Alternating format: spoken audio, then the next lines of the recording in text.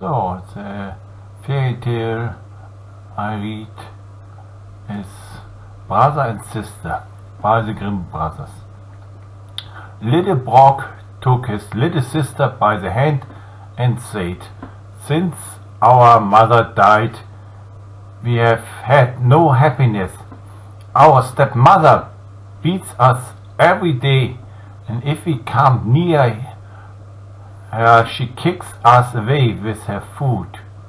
Our meals are the hard crusts of bread that are left over, and the little dog under the table is better off, for she often throws it a choice morsel.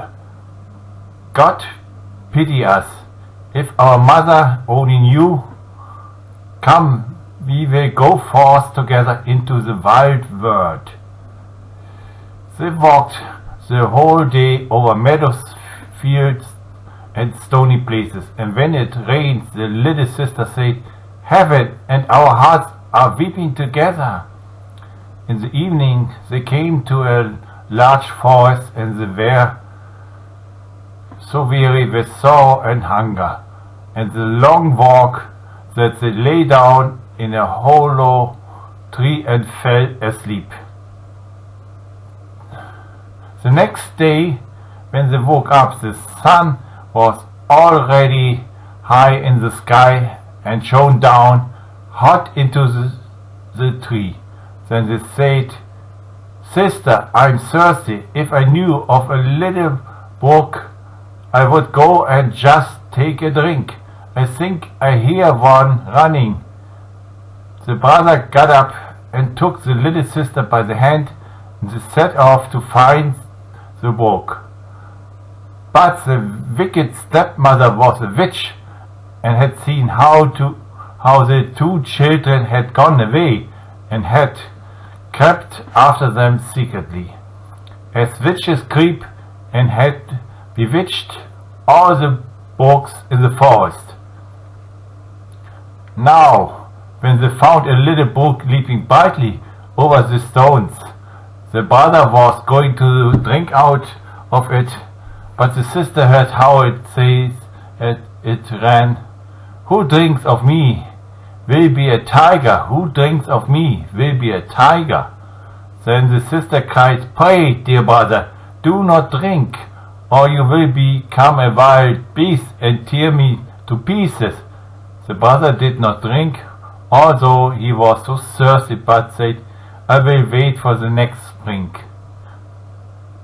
When they came to the next brook, the sister heard this also say, "Who drinks of me will be a wolf. Who drinks of me will be a wolf." Then the sister cried out, "Pray, dear brother, do not drink, or you will become a wolf and devour me." The brother did not drink and said, "I will wait until we come to the next spring, but then I must drink. Say what you like, for my thirst is too great." And they came to the third brook. The sister heard how it says as it ran, "Who drinks of me will be a roebuck. Who drinks of me will be a roebuck." The sister said, "Oh, I pray you, dear brother, do not drink, or you will become a roebuck and run away from me."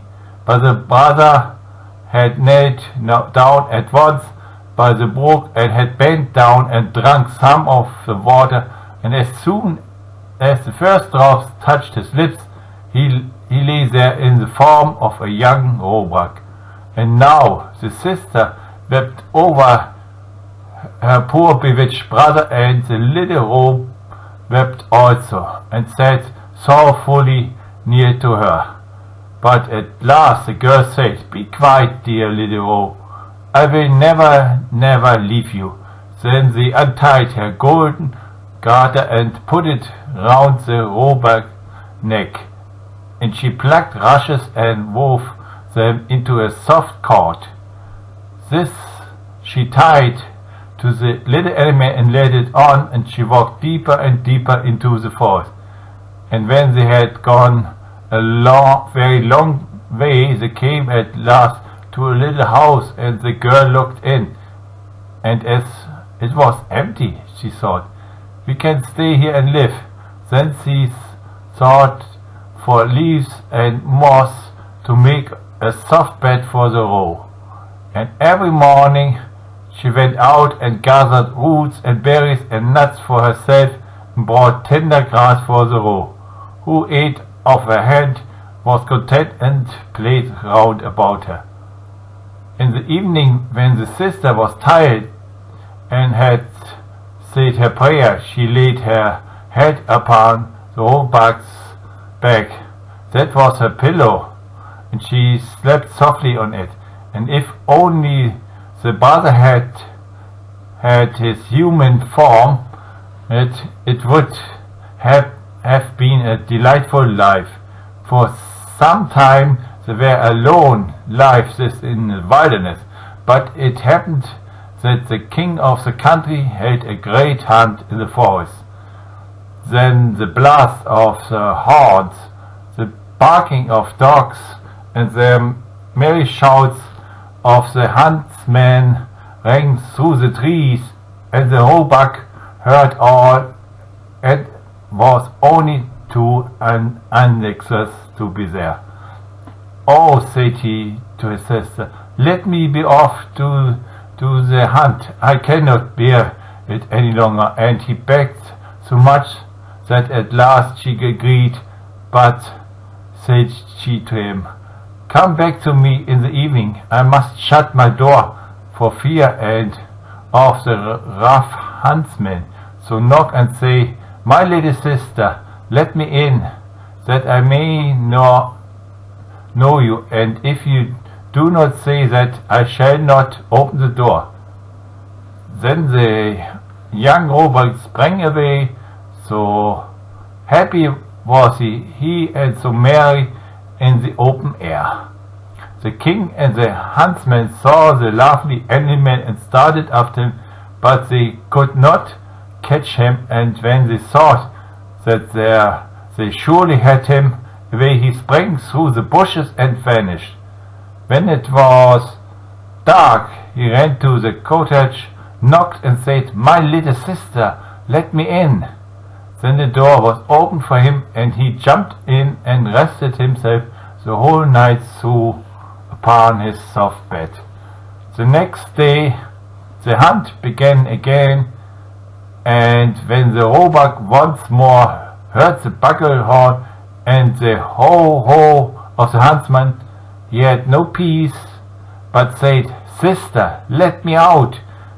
I must be off." His sister opened the door for him and said, "But you must be here again in the evening and say your password."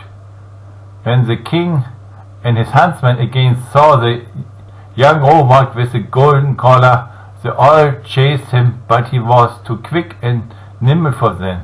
This lasted the whole day, but by the evening the huntsmen had surrounded him, and one of them wounded him and a little in the foot, so that he limped and ran slowly. Then a hunter crept after him to the cottage and heard how he said, "My little sister, let me in," and saw that the door was opened for him and was shut again at once. The huntsman took notice of it all and went to the king and told him what he had seen and heard. Then the king said, "Tomorrow we will hunt once more." The little sister, however, was dreadfully frightened when she saw that her fawn was hurt. She was the blood of him, laid herbs on the wound and said, "Go to your bed, dear roe, that you may get well again." But the wound was so slight that the roebuck next morning did not feel it any more. And when he again heard the sport outside, he said, "I cannot bear it. I must be there. They shall not find it so easy to catch me." The sister cried and said, "This time they will kill you, and here I am alone in the forest, and forsaken by all the world. I will not let you out." Then you will have me die or grieve, answered the roe. When I hear the bugle horn, and I feel as if I must jump out of my skin, then the sister could not do otherwise but open the door for him with a heavy heart, and Roebuck, full of health and joy, bounded into the forest. When the king saw him, he said to his husband, "Now chase him all day long, till nightfall, but take care that no one does him any harm." As soon as the sun had set, the king said to the huntsman, "Now come and show me the cottage in the wood." And when he was at the door, he knocked and called, "Dear little sister, let me in." Then the door opened, the king walked in, and there stood a maiden more lovely than any he had ever seen. The maiden was frightened when she saw not her little roe, but man calm, and who wore a golden crown upon his head. But the king looked kindly at her, stretched out his hand, and said, "Will you go with me to my palace and be my dear wife?" "Yes, indeed," answered the maiden, "but the little roe must go with me. I cannot leave him." The king said, "If I shall stay with you as long as you live and shall want nothing," just then they came running in, and the sister again tied him, and with the cord of rushes took it in her own hand and went away with the king from the cottage. The king took the lovely maiden upon his horse and carried her to his palace, where the wedding was held with great pomp. She was now the queen, and they lived for a long time happily together. The roebuck was tended and cherished and ran about in the palace garden.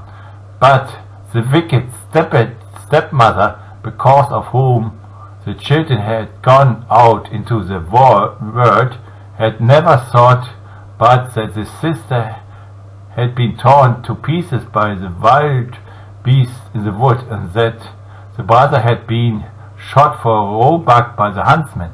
Now she heard that they were so happy and so well off, envy and jealousy rose in her heart and left her no peace, and she thought of nothing but how she could bring them again to misfortune. Her own daughter, who was ugly as night and had only one eye, reproached her and said, "A queen that ought to have been my luck." "Just be quiet," answered the old woman, and comforted her by saying, "When the time comes, I shall be ready." As time went on, the queen had a pretty little boy, and it happened that the king was out hunting. So the old witch took the form of the chambermaid, went into the room where the queen lay, and said to her, "Come, the bath is ready. I will do you good and give you fresh strength. Make haste before it gets cold." Her daughter also was close by. So they carried the weakly queen into the bathroom and put her into the bath. Then they shut the door and ran away. But in the bathroom they had made a fire of such hellish heat that the beautiful young queen was soon suffocated.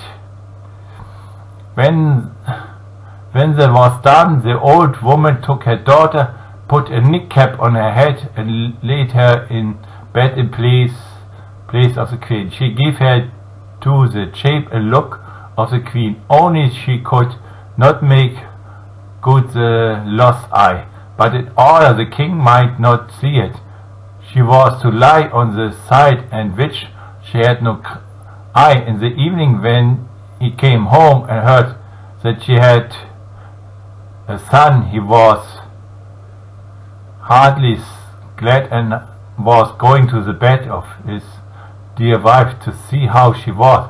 But the old woman quickly called, "For your life, leave the curtains closed.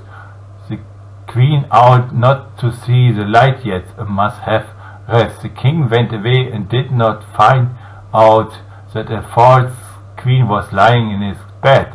But at midnight, when all slept, the nurse, who was sitting in the nursery by the cradle and who was the only person awake, saw the door open and the two queens walked in. She took the child out of the cradle and laid her in her arm and suckled it.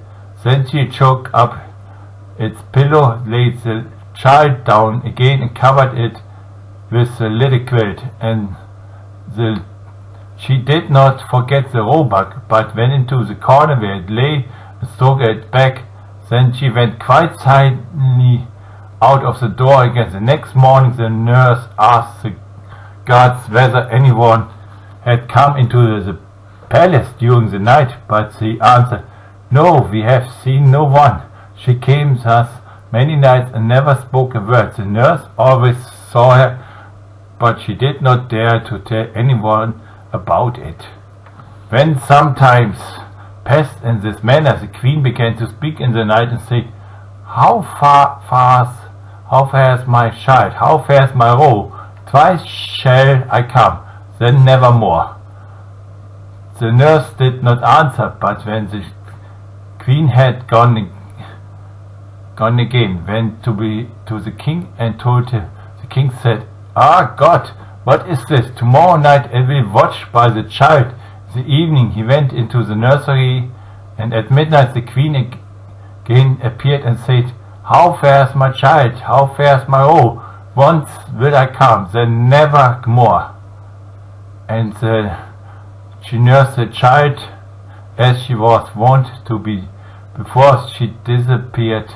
The king dared not speak to her, but on the next night he watched again. Then she said, "How fares my child? Who fares my roe? This time I come, then never more." Then the king could not restrain himself. He sprang towards her and said, "You can be none other than my dear wife." She answered, "Yes, I am your dear wife." And the same moment she received life again, and by God's grace became fresh, rosy, and full of health.